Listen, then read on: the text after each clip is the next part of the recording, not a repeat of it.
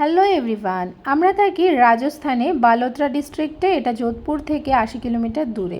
বাড়িতে ফিরবো পুজোর উপলক্ষে, সেই কারণে কিছু ট্রাভেল ফ্রেন্ডলি প্রোডাক্ট কিনেছি। লাভ ল্যাপের বেবি ক্যারেজ আছে, এটা 2 ইয়ার্সের বাচ্চা ক্যারি করা যাবে। নেক্সট একটা toilet disposal seat cover, next আছে সারফেস স্যানিটাইজার ডেটলের, দুটো কিনেছি।